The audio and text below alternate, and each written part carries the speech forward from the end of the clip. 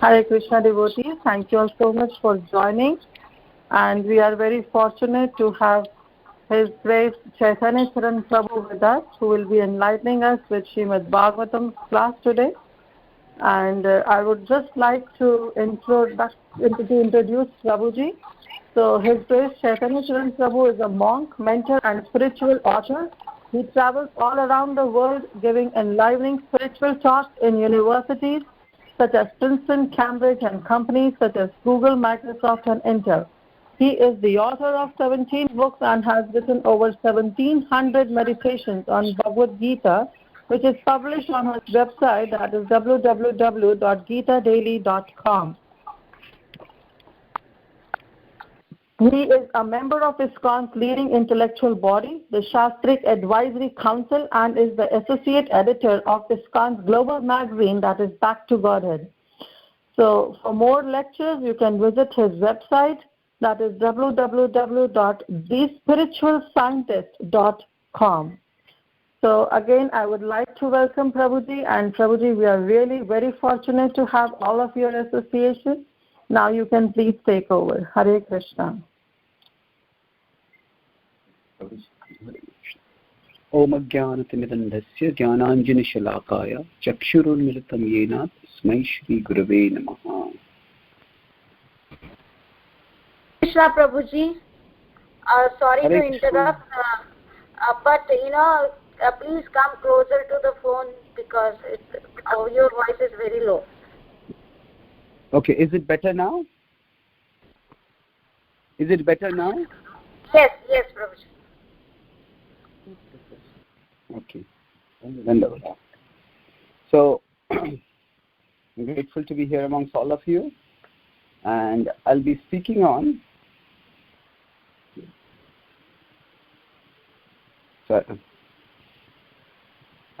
today on the theme of how the heart gets transformed at some dramatic moments in life. Broadly, what I'll focus on is the theme of that Vritrasura was a demon in the life in which he was fighting against the Devatas, and suddenly he transforms into a person who is singing exalted prayers, glorifying the Lord and even welcoming death, longing for death at one level, you could say. So we all on the spiritual path want to transform ourselves. And how does transformation take place? So I'll talk about this in three parts. First, we'll talk a little bit about the story of Vritrasura. Then there I'll talk about some lessons about how the transformation happened in his life. And then I'll talk about how this happens, this we can induce in our own lives. The story of Vritrasura is told in the 6th canto of the Srimad Bhagavatam. And there it is described that Vritrasura was a very powerful demon. The name itself, Vritra, means that he was a demon who was covering all of space. He's covering the sky, in fact. Vritra, Avrita, the same word, Vritra. Asur means a demon. And when many of the soldiers on the demigod side saw him coming, just the sight of his massive form alarmed and scared them, and they started fleeing. We see this, something similar in the Ramayana also. When Kumbhakarna appears for the first time, actually most of the Lanka is surrounded by walls, and the warriors from Ravana's side, there are various gates of Lanka. These they open and come out. But when Kumbhakarna has to come out, he doesn't come out from a gate. He just climbs over the wall. And it's interesting, at that time, when seeing his huge form, the Vanaras get alarmed. And their mouths drop open in horror, seeing his huge form. At that time, what does he do? Vibhishan immediately goes to Ram and he tells them, this demon, he's my... So even Ram, he looks at him and Ram asks, who is this? What is this? And Vibhishan says, that is my brother. So then, at that time, seeing how much panic has been caused in the ranks of the Vanaras just by the sight of this huge demon, Vibhishan suggests something interesting. He says that, O Ram, you can tell the Vanaras that this is simply a mechanical contraption, that this is simply a machine. Now, it's interesting that he uses the word that this is simply a mechanical contraption or a machine. And today we may see there was past movies like Terminator or others where there were robotic beings or Frankenstein monsters. So now generally the idea is these robotic beings, they don't have emotions. And what is the point of saying that this is simply a machine? Generally we are all driven for especially aggressive actions, say like a war, by our emotions. If the emotions can work for us, the emotions can work against us. If somebody is very patriotic, then that may inspire them to be dedicated to fighting for their country. But on the other hand, it is also said that patriotism and discipline can work in opposite directions. Because when somebody is patriotic, they may feel that they have to do something heroic for the service of the nation. And they may just go impulsively into a war in an attempt to do something heroic. And discipline requires, yes, the soldiers have to have love for their country, but they can't just be sentimental and emotional while fighting for the country. One has to be cold-blooded. So the point is, especially if somebody looks very dangerous, then if they look very huge and they're also very angry, then the size and the emotions both coupled together can make them an unbeatable combination. So then when he says, actually this is just a mechanical contraption, that means there are no emotions involved. That means there's no real anger or something like that. So then they will not be so fearsome. If a computer, sometimes we have a computer which gives some greetings. Now many of us may have, we may have Google Home or we may have something like that from Amazon, which maybe we can program in such a way that every night when you sleep, it may say happy dreams. Now, a person telling us happy dreams is very different from a device telling us happy dreams. So basically, when something doesn't have emotions, we don't take it that seriously. So we will see, why I give this backdrop is, that we'll try to see what were Vritrasur's emotions while he was fighting this war and how did those emotions change. All of us have what we can call a conscious memory, a subconscious memory, and an unconscious memory.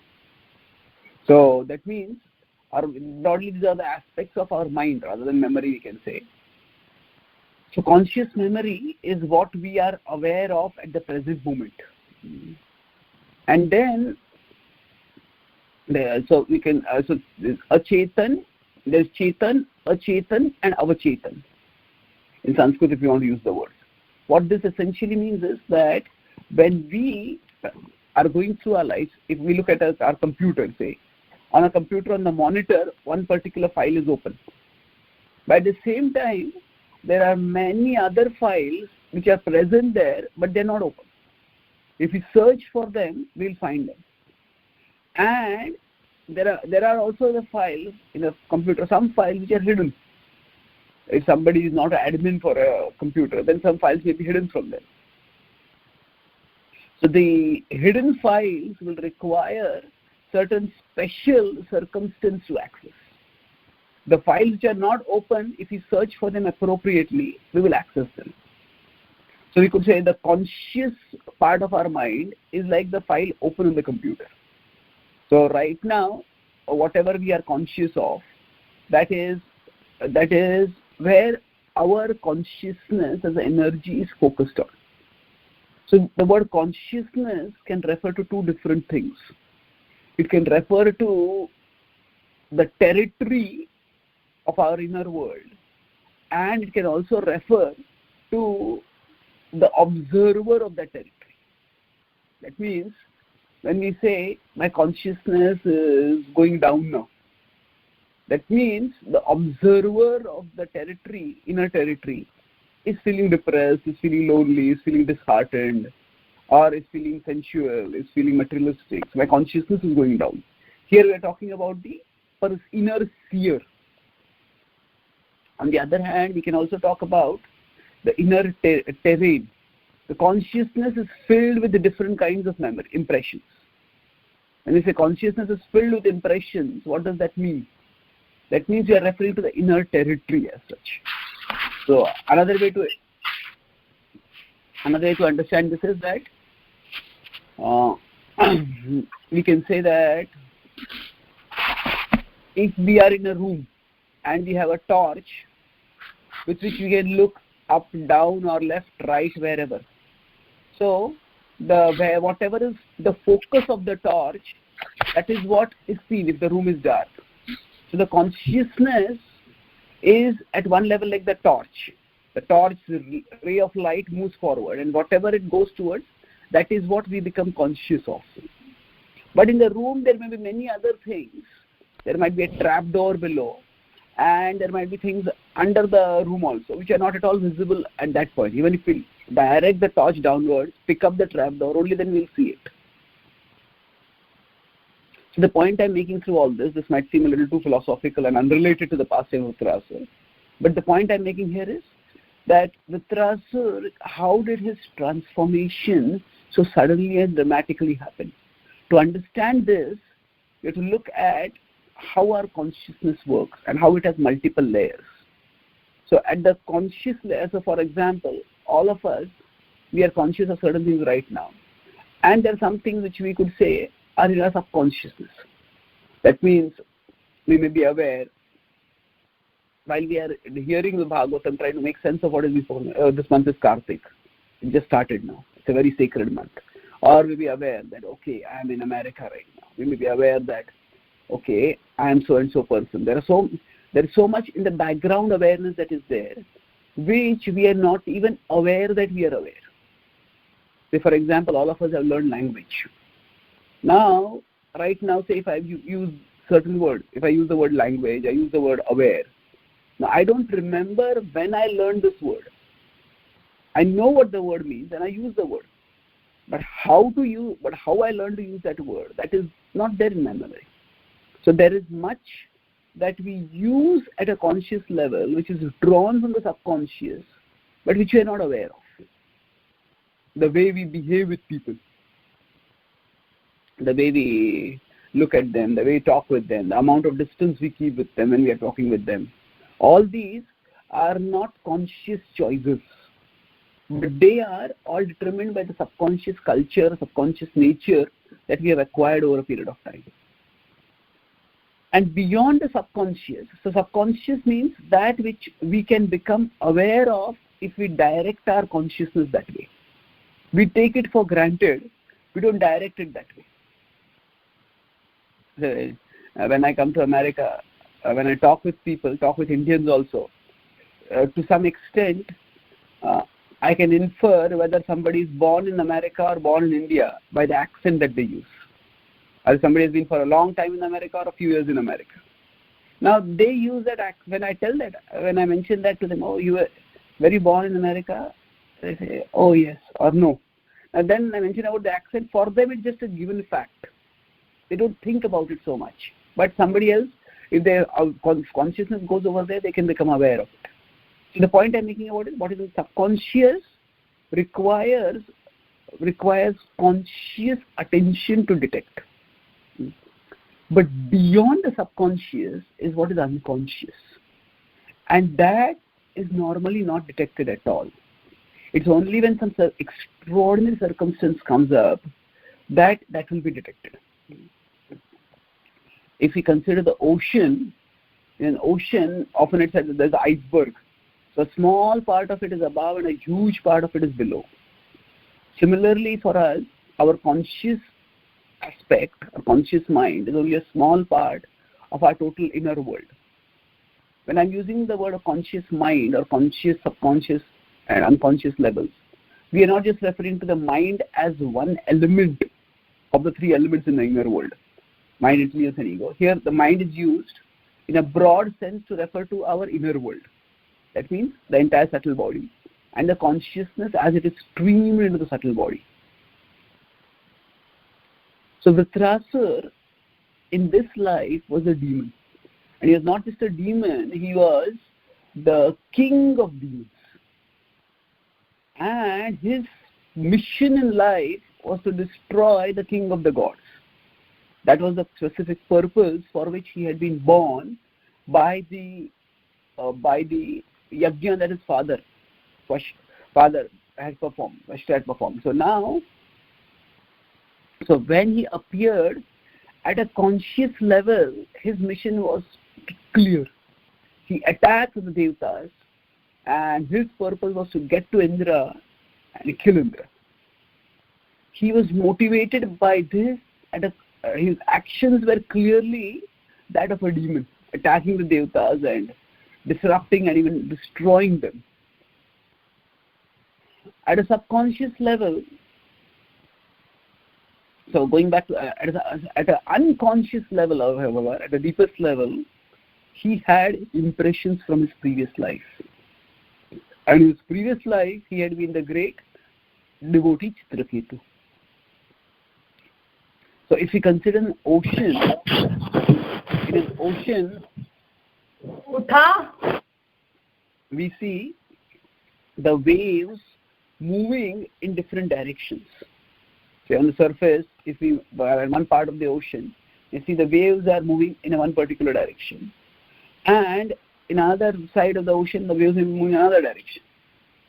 And if we consider that the waves are basically a body of water that is moving, then we can understand that these are different currents.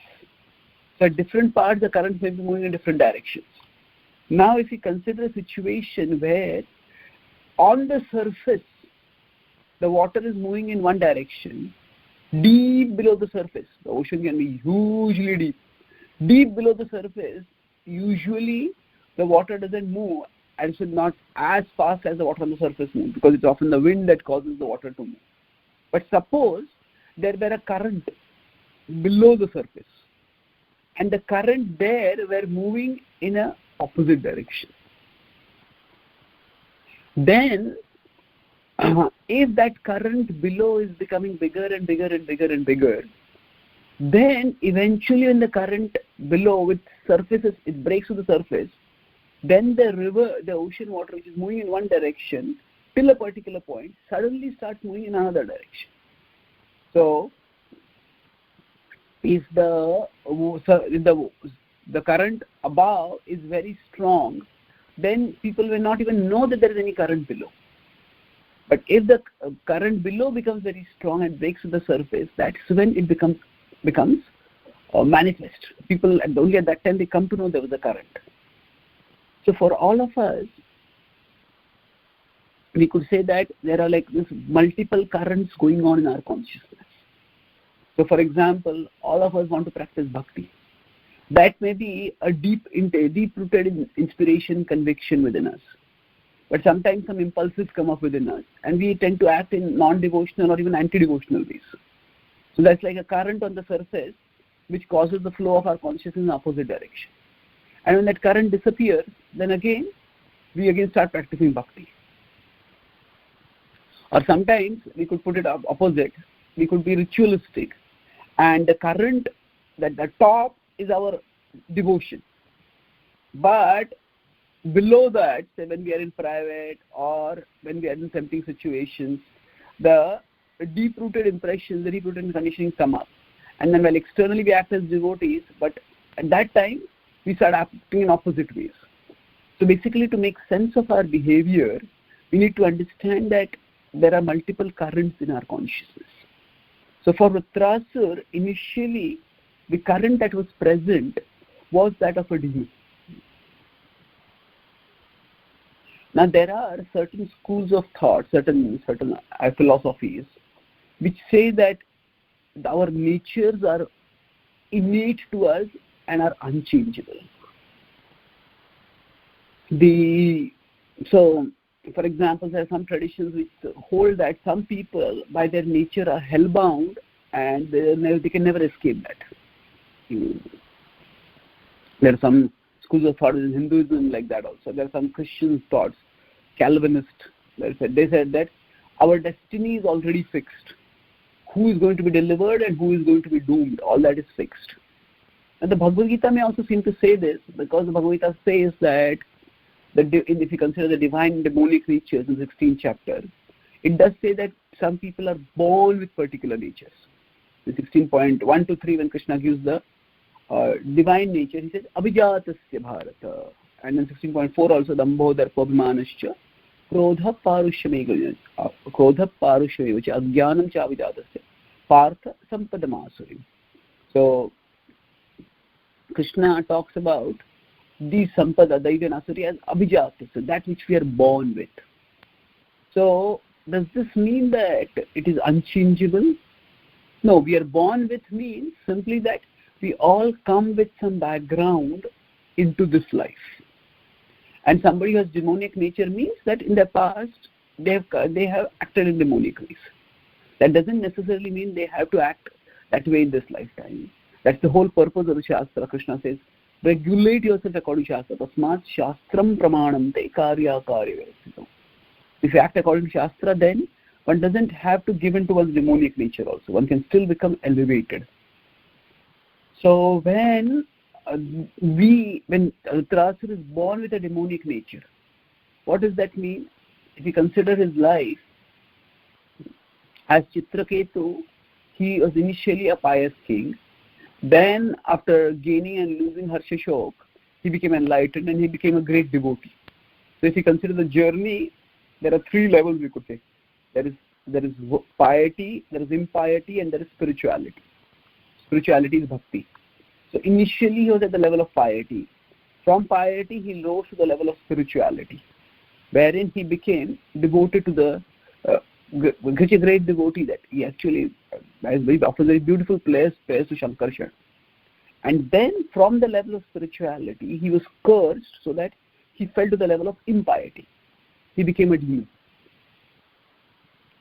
And by that curse, he acted in demoniac ways. Now, whenever any person appears, there are, we could say, multiple causes for the appearance of that person.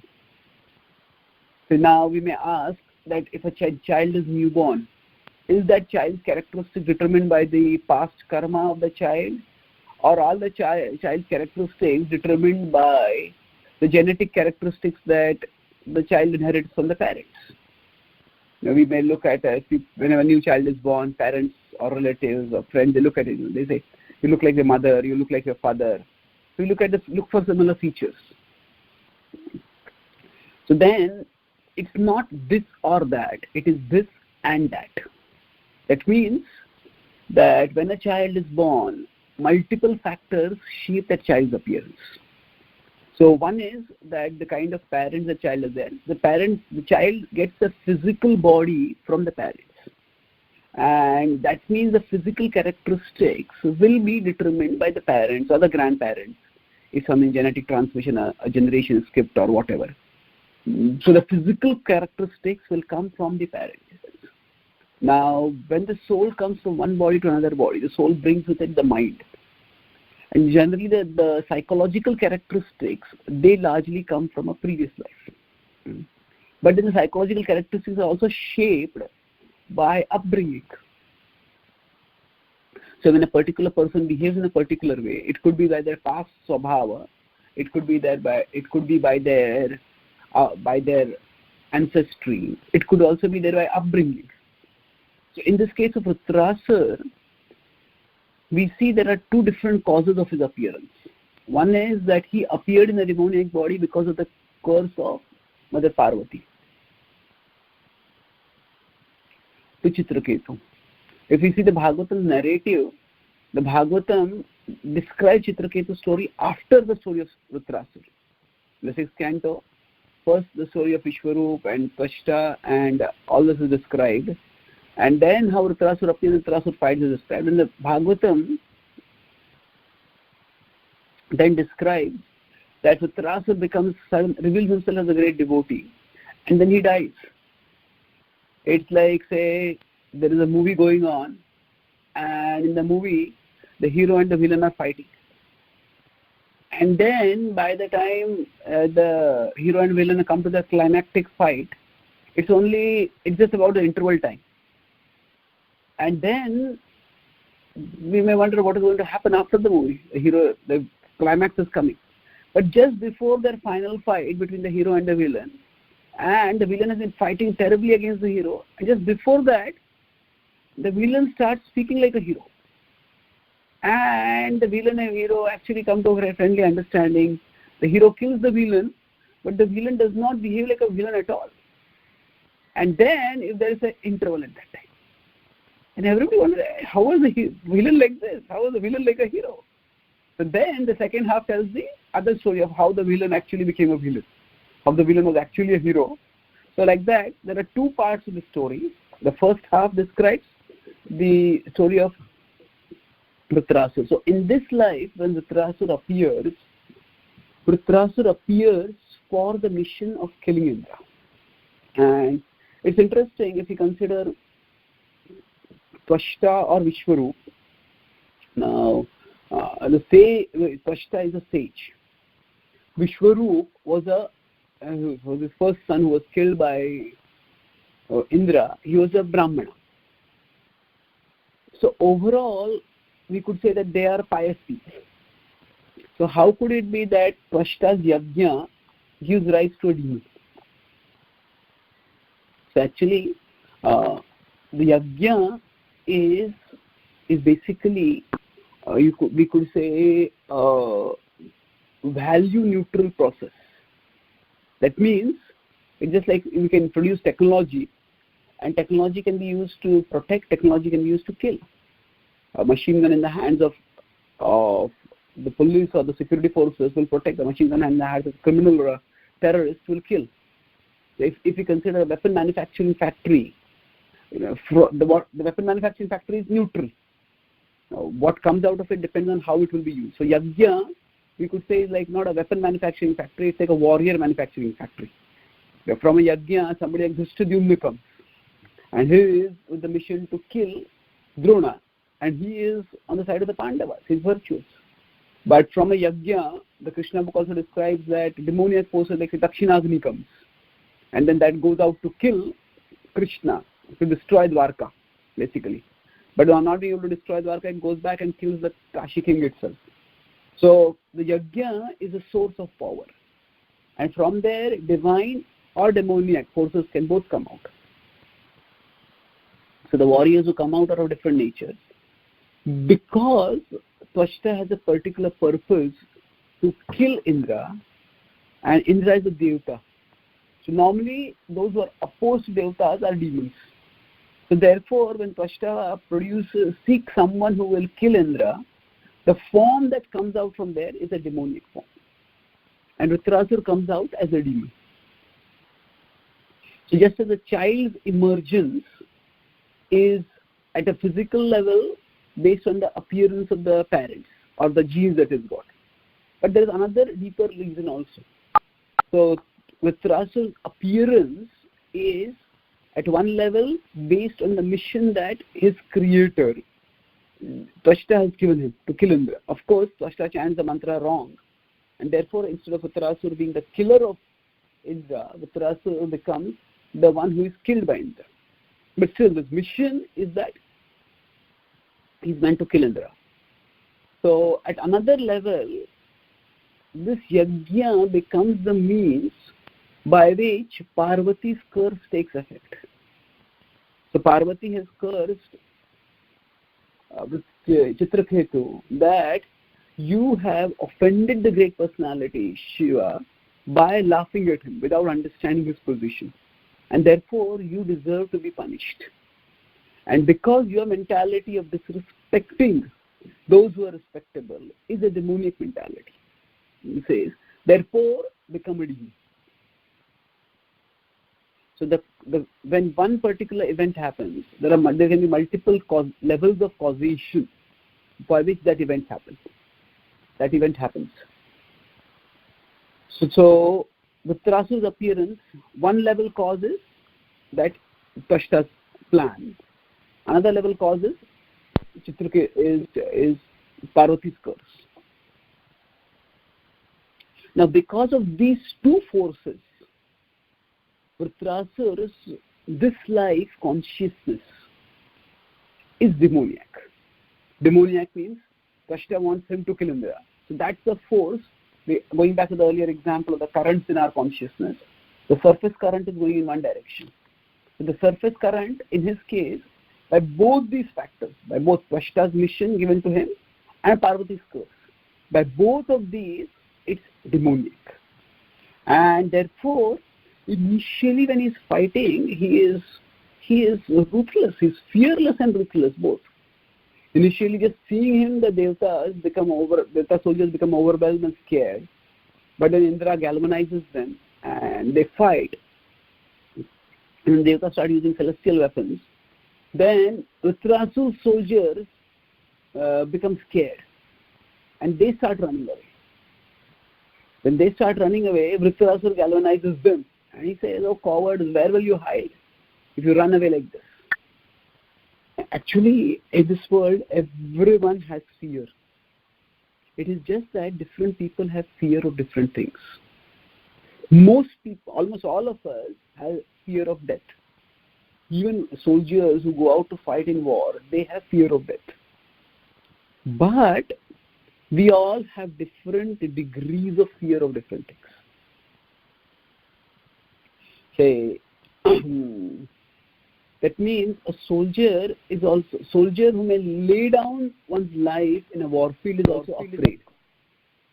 But that fear is the fear of being called a coward. The fear of dishonor. One of the characteristics of Kshatriya is described, Yuddhe chapya apalayanam. One who never flees from a fight, from a war, from a fight. Now, if the sense of honor has been very strongly drummed in a Kshatriya, that a Kshatriya should never behave in a dishonorable way, then the Kshatriya will think that when the enemy is very powerful and the Kshatriya cannot possibly win against that enemy, but still the Kshatriya will not turn and flee because the fear of dishonor is greater than the fear of death. And this is important also because Kshatriyas cannot be cowardly. So for example, if we are with some relative or some friend and so they are elder to us, and suppose they ask us to eat something which we don't eat, suppose they are non-vegetarian, they ask us to eat meat. Now at one level we have the fear of displeasing them, disobeying them, they are elders. But at another level we also have the fear of breaking our spiritual vows. So both levels, whichever fear is greater, we will act accordingly. So for the soldiers, when they are about to flee, Vritrasur doesn't give them an assurance. You stay and fight, you will win. He does say fight, and you can win, you may lose.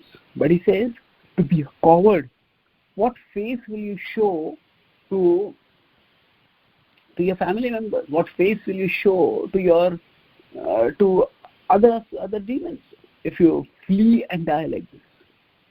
So here, Vritrasur, although he is demoniac, even the demons have this Kshatriya sense where they will not flee from the war field.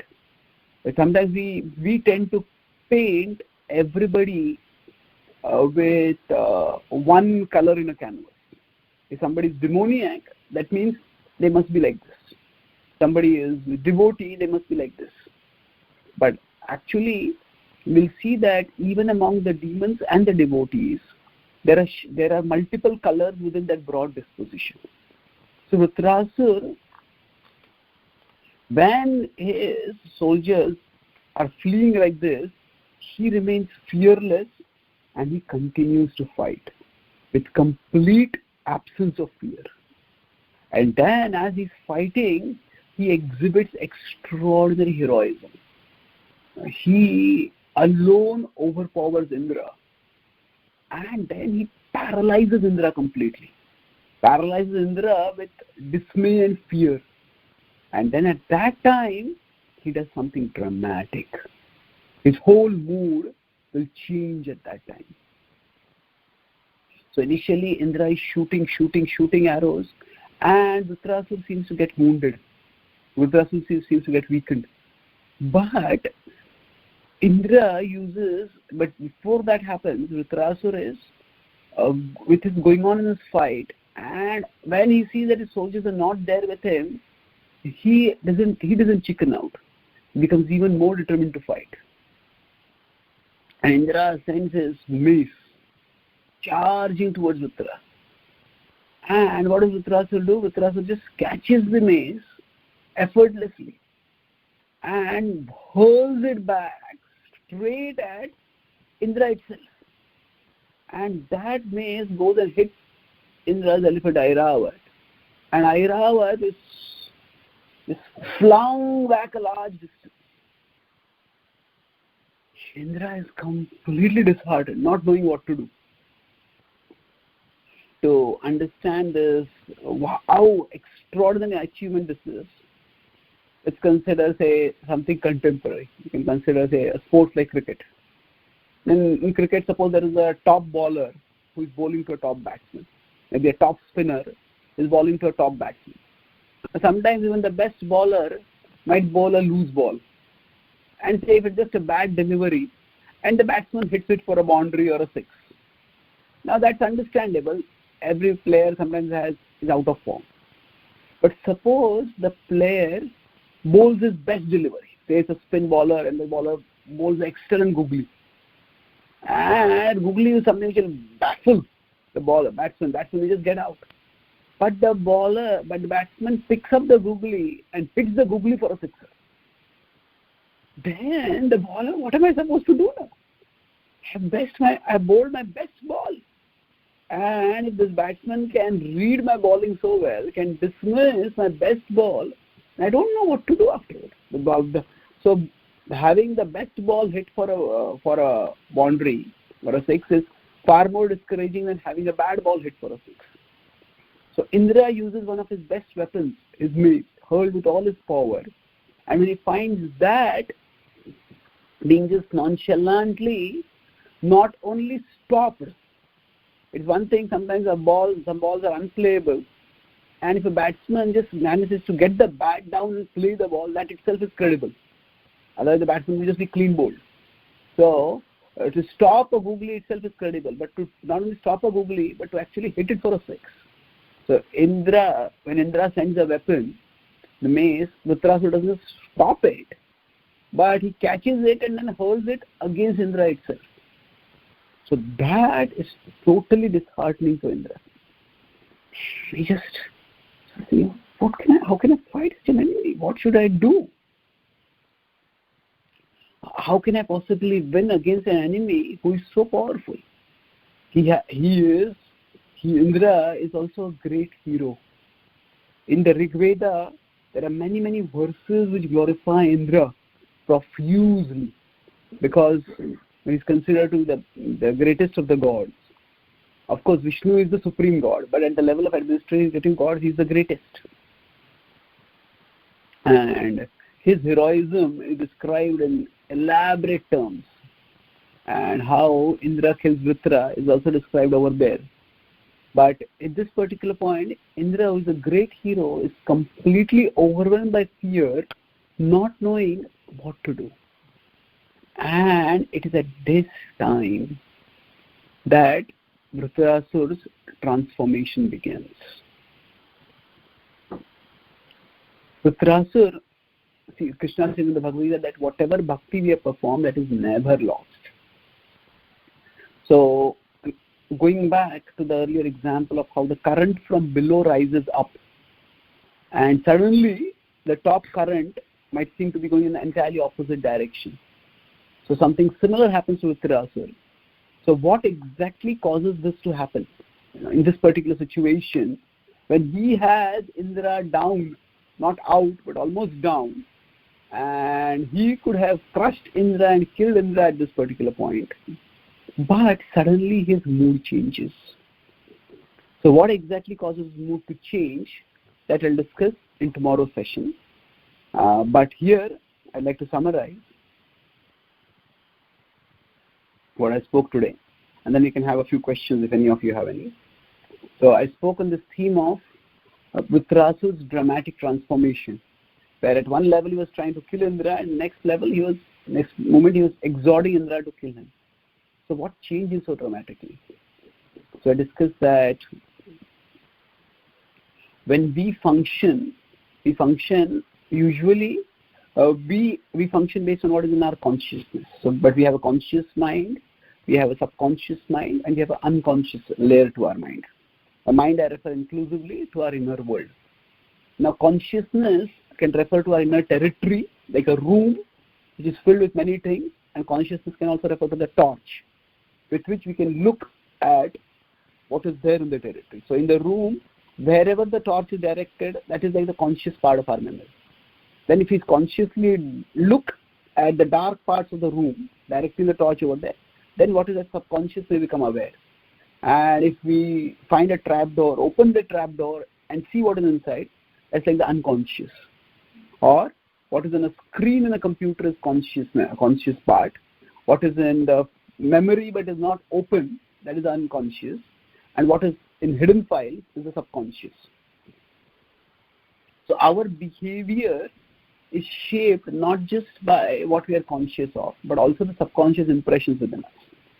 So when we talk with people, the accent we use, the language we use, the mannerisms that we have, all these are results of the subconscious, even though we are ourselves not conscious of it.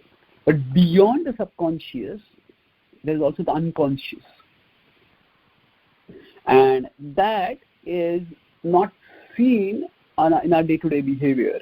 Like an ocean, on which the surface the current is going in one direction, below the current is going in another direction. So for us, sometimes we may be living virtuously, we may be practicing bhakti, but suddenly at a surface level a mundane desire comes up and that makes us act wrongly. Or at a surface level we may be practicing bhakti, and then as soon as we are in private or a temporary situation comes up, the internal conditioning comes out. So what is at a conscious level is sometimes sabotaged by what is there at a subconscious level. But beyond the subconscious is what is unconscious. So in the case of Vritrasura, when he appeared, there were multiple factors at work. It's like when a child is born, the child's bodily characteristics are determined by the genes coming from the parents.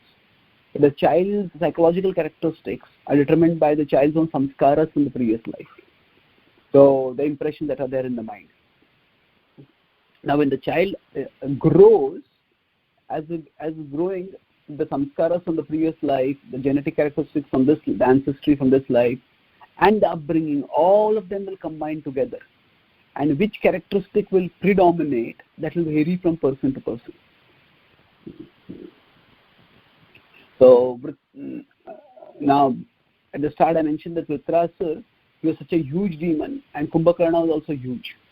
So when we are functioning, it is not just our actions but our motivations, our intentions, which are shaped by our emotions.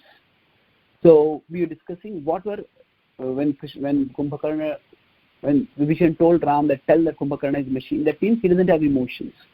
So he will not have an agenda of hate against the Vanaras. He's just acting as like a program. So when Vritrasura was fighting against the demons, against the Devatas, did he have an agenda of hate against them, or was he just fighting because it was his duty? So his emotions were there. So his emotions were at different levels, because he was born through the curse of Parvati and through the yajna of Tvashta. he had at a surface level a demoniac mentality. A yajna is like a warrior manufacturing factory. It's value neutral. A demoniac warrior can emerge, or a devoted, virtuous warrior can emerge from it. And when he started fighting, when his soldiers abandoned him, he still fought on. Everybody has fear. Even those who embrace death have fear. They can embrace death because they are more afraid of dishonor than of death. So for us, what is our greatest fear will determine which fearful stimuli we are able to tolerate and which fearful stimuli makes us withdraw or retreat. And then when Vritrasura has got Indra down, Indra is completely baffled because he uses one of his best weapons is mace. He has completely turned around to attack him. Like say a top baller's best ball being dismissed for a 6. Then Vritrasura, when he has his enemy down and he can kill him, but suddenly Vritrasura's mood transforms. So why it transforms, we'll discuss in the next class. Are there any questions or comments? Oh, I have a question. Yeah. Hare Krishna. Hare Krishna. So you said that the soul carries the mind with it in the next body, or is it only the impression? Because mind is material. So mind has to, how can only the impressions go, or the mind itself goes? Because it's not spiritual. Okay, does the soul carry the mind or the impressions? It's the subtle level of reality is complex, in the sense that it's not so easy to understand how it functions. Let's take a simple example. That say I have a computer, and then I sell that computer, I get a new computer. Then in my new computer, as soon as I log into my Google ID, then immediately all my preferences, all my saved password, whatever I have saved in Google, all that will come automatically. So I didn't carry that from that computer to that computer. It's only I who went from my old computer to the new computer. But associated with me, all that came up. Now how that came up, that's because it's all stored in the cloud, and my login becomes the link between what is stored in the cloud and me. Right. So, but it's at a subtle level. There's no physical carrying from this body, from the one computer to another computer. Now in this case, if you consider the cloud is being stored somewhere in the cloud, as we say, if we consider the impressions are stored within us, so the subtle layer of reality it's not gross. That's obvious. But what that means is that there are some, with respect to the subtle level of reality is analyzed by Sankhya scholars quite a bit. And within them, there are two opinions. That one opinion, which is what our acharyas seem to accept, is that the mind is nothing but impressions.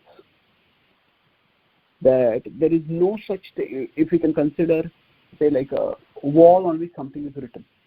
Mm-hmm.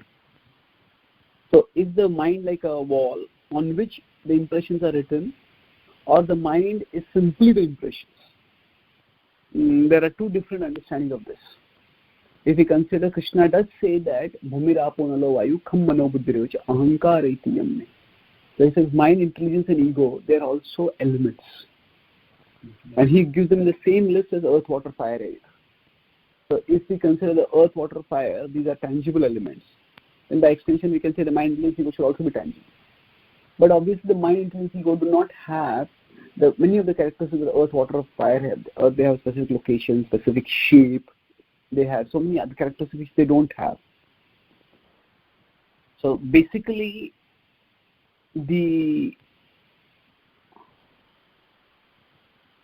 if he says this person has no ego, if you use it in that sense, now that means he's humble. That's what we are saying. But if you consider that from a behavioral perspective, but from a structural or philosophical perspective, the ego is one of the elements that comprise the subtle body. So can we say that he has no ego? No, it's a part of the structure. It has to be there. So, let's take, for a conversational perspective, let's take something simpler. Sometimes say, this person has no brains. When you say that doesn't mean that their cranial cavity is empty. It's just that structurally the brain is there, but functionally the brain is not being used. So similarly, structurally, when the soul goes from one body to another body, it is the gross body that is left behind. And the subtle body goes with the soul to the next body. And in the subtle body, the impressions are stored. So now, in that sense, we can say that the mind goes with because the mind is a part of the subtle body, the mind goes with the subtle body to the next body. And that's how we carry the impressions, because the impressions have to be carried. The impressions are not formed on the soul. The soul is spiritual. Yeah. The impressions are around the soul. That's why there are passages in scripture which say that the soul is unaffected. The soul is transcendental. Anaditvam nirgunatvad. Paramatma yamave. The soul is param even now. It's nirguna. It's transcendental even now. But because of the impressions on it, the soul is conditioned, right? Impressions on it means impressions on the subtle body around it. So from this perspective, when you become purified, at one level it is said the subtle body is burnt away. At another level, the subtle body is purified. So that means that in the subtle body, for a pure devotee, the impressions that are there, they are burnt away. So if you consider the mind to be like a collection of impressions, then all the unwanted impressions are burnt away. In that sense, the subtle body gets removed for a pure devotee also. But in a functional sense, if we consider that subtle body is simply a tool for the soul to function in this world, then the subtle body is still there, the mind is still there. So the mind and impression from a functional perspective are non-different. So when we say the impressions go from one body to another body, it is through the mind that they go. So can intelligence and ego also go? Because they are also having impressions over the soul. So the intelligence and ego also go? Yes, the whole subtle body goes. Okay. That's why now from whatever I have read of Sankhya, the mind, intelligence and ego, they are just names for different functions. They are not structurally different. If you look at a computer system, in that you may have a operating system, then you may have pre-installed programs which come with the operating system itself. Or like in a phone, we have basic OS, Android or iPhone, and then we have certain pre-installed apps. And then we have some apps which we install. Now from the functional point of view, each of these is different. But if you look at the structural point of view, all of them are simply codes. So like that, the ego mind and ego-intelligence mind, it is the way they function is different. So the ego is like the basic operating system. And just determines their whole frame of view. Then the intelligence and mind are like subsequent layers over there. So from a functional perspective, they are different. From a structural perspective, all of them are a part of the subtle level of reality. Thank you. Any other questions? Moving on. Yeah, it's on.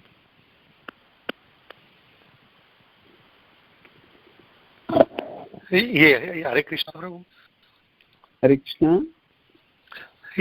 Yeah, Prabhu, I have one question, Prabhu. So, I mean, we have consciousness, we have subconsciousness, and then we will have unconsciousness also. I mean, especially sometimes, Prabhu, I mean, like we do Harati, we do Japa and all that, without our consciousness, we are at the end, and then at that time we'll think that, okay, yeah, did I do all of the things correctly, or I mean, if I miss something like that. So, I mean, what will be the reason for that? How we can overcome that? Okay, so when we do our bhakti activities, sometimes we may not put our consciousness in them. So how do the bhakti activities affect us at the level of, say, conscious, subconscious, and conscious? Yes, Prabhu. Generally,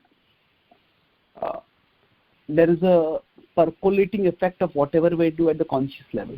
Everything that we do, it forms impressions.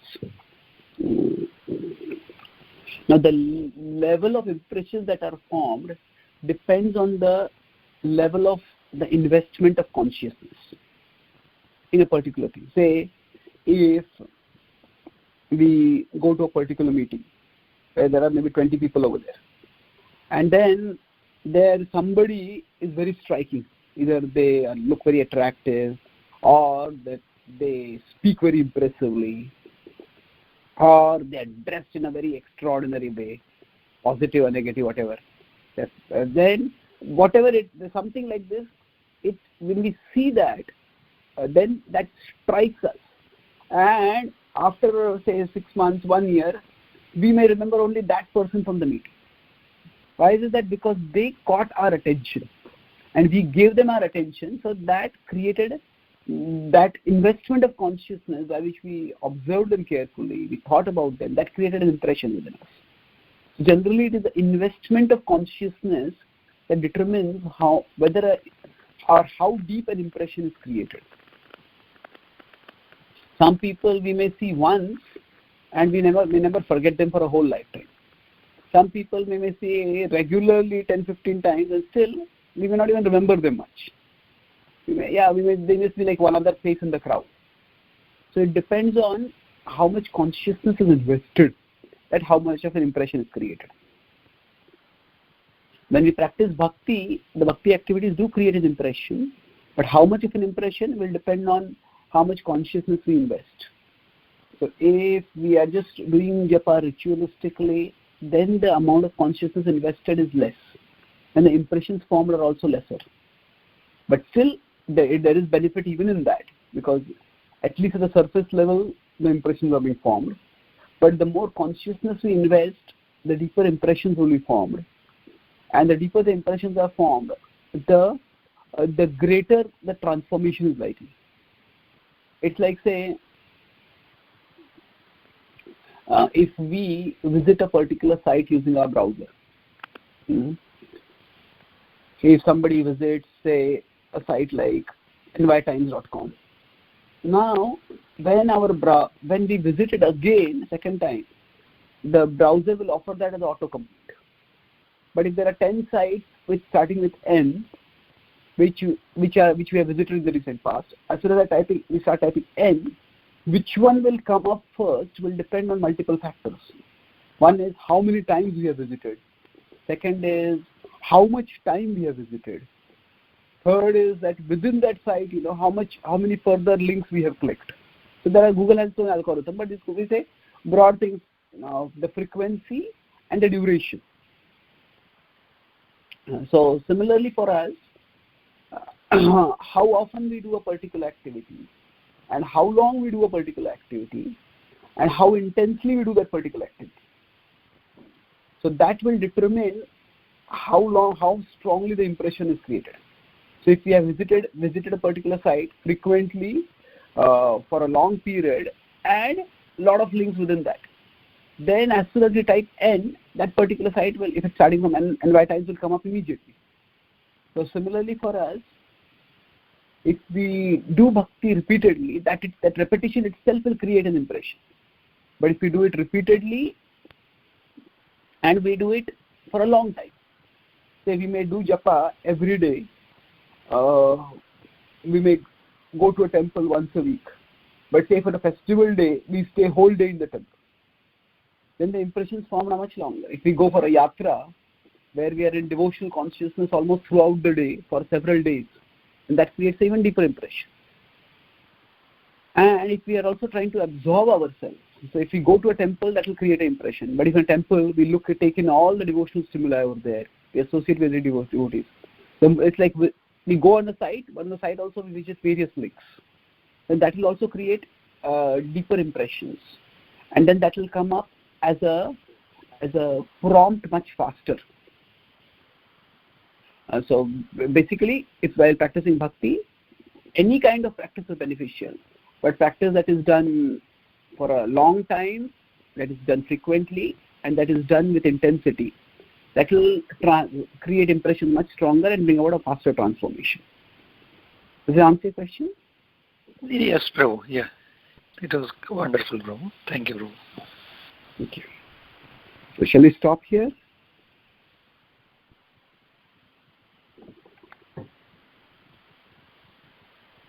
Yeah, Hare Krishna.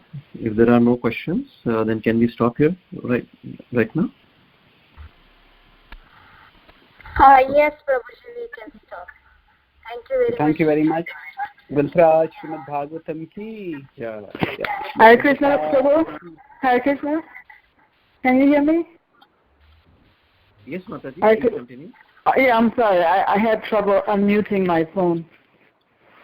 Yeah, I just wanted to get better clarification about the distinction between the subconscious and the unconscious. And so you were giving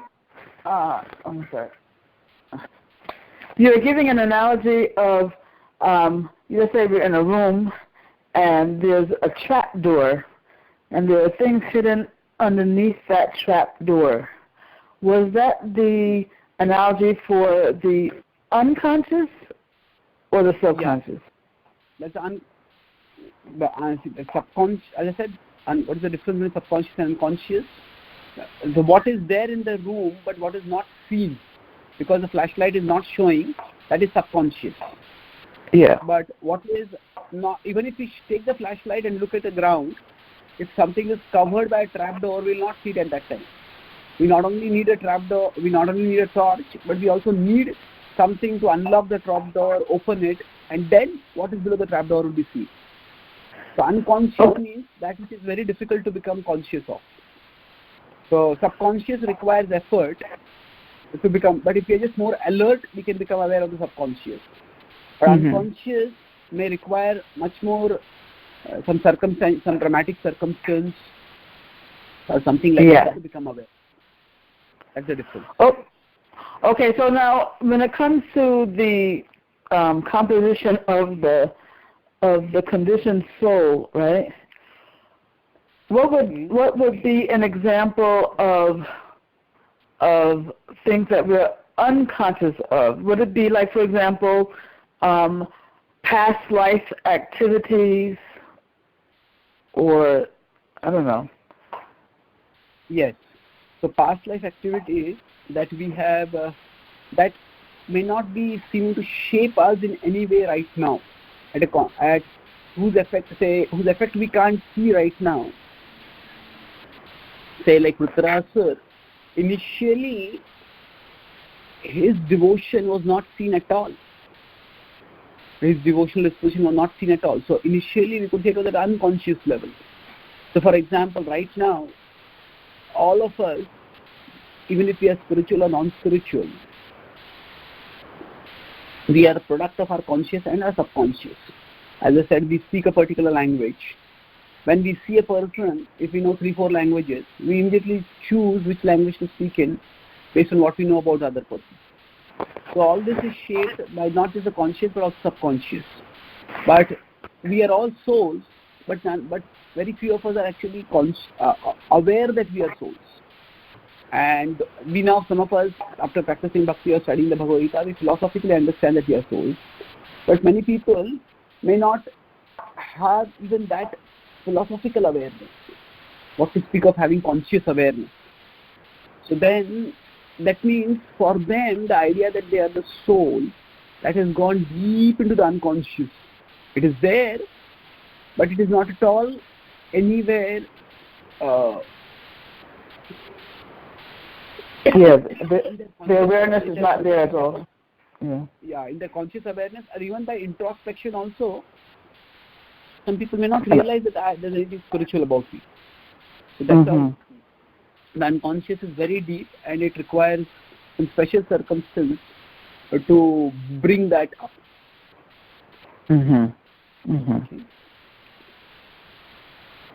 Okay. Thank you so much, Prabhu. Thank you very much. Wonderful class. Hare Krishna. Thank you. Grantra Srimad Bhagavatam ki jai. Srila Prabhupada ki jai. Gaura Bhakta-vrinda ki jai. Prabhuji Patarubhesya Kripa Sindhubheva Cha Patitanam Pavanebhyo Vaishnavebhyo Namo Namah Ananta Koti Vaishnava Vrinda ki jai. Srila Prabhupada